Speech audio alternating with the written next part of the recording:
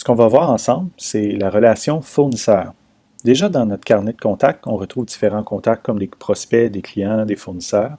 On pourrait isoler cette liste-ci allant choisir, par exemple, tous les fournisseurs et on verrait, dans ce cas-ci, certains imprimeurs et photographes et autres. Cette information-ci, déjà, elle est encodée parce qu'on a coché « est un fournisseur ». À noter qu'on peut avoir un client qui soit à la fois fournisseur et client en cochant plusieurs cases. Donc, dans ce cas-ci, celle qui nous intéresse, c'est celle-ci est un fournisseur et c'est ce qui nous permet de l'avoir dans la liste précédente.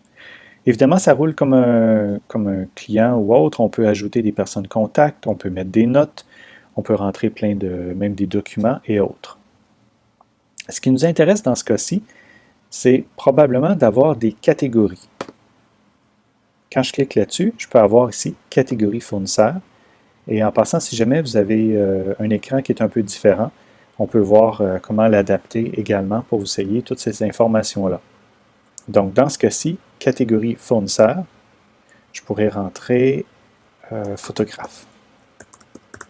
Voilà, photographe. Et ça va me permettre d'aller ici et maintenant de choisir type de fournisseur, photographe. Et je ne serais même pas en théorie obligé de choisir identité parce qu'on suppose que c'est seulement les fournisseurs à qui vous avez rentré des catégories ici. Donc on voit photographe plus. Et de même, si je voudrais aller chercher imprimeur, j'aurai la même chose, j'aurai toute la liste. Pourquoi celui-ci sort sous imprimeur? C'est parce que je vais aller l'encoder sur imprimeur. De là, vous pourriez faire genre des catégories comme imprimeur, digital et autres comme ça, et puis faire préciser le domaine d'activité du fournisseur. Une chose qui peut être très utile aussi, c'est dans la section des mots-clés. On pourrait dire qu'est-ce que le fournisseur peut livrer, par exemple, qui fait de l'impression de t-shirts. Il fait aussi des affiches, des cartes de visite, bon, différentes choses. Ça va vous permettre, quand je fais une recherche globale, affiche, je vais voir toute la liste des fournisseurs ou du moins des contacts qui ont le mot affiche dans la section mots-clés. Ça vous permet de faire des recherches très rapides et simplement. La section tag pourrait être utilisée pour des clients, des prospects et autres, mais pourrait aussi être utilisée pour des fournisseurs. Je pourrais rentrer différents choix, donc je suis en train de configurer des boîtes à cocher. Ici, je pourrais dire fournisseur au niveau de livraison, l'autre c'est impression, photo, celui c'est un freelance, lui c'est, je ne sais pas trop, il fait partie du BNI, différentes associations. Et donc, si je clique à côté, maintenant, je vois toutes des boîtes à cocher et ça va me permettre de dire,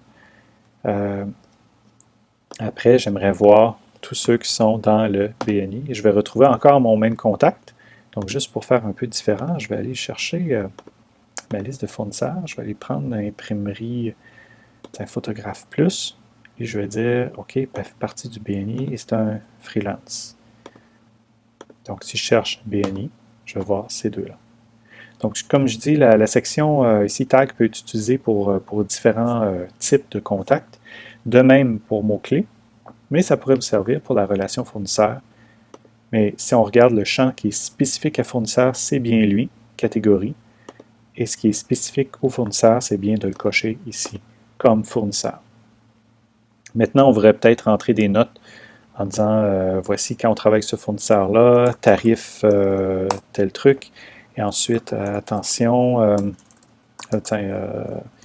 fonctionne avec délai, tac.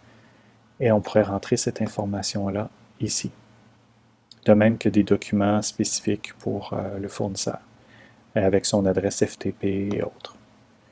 Donc ça résume les fonctions qui vont vous permettre de tirer profit des fonctions fournisseurs dans Frontiva.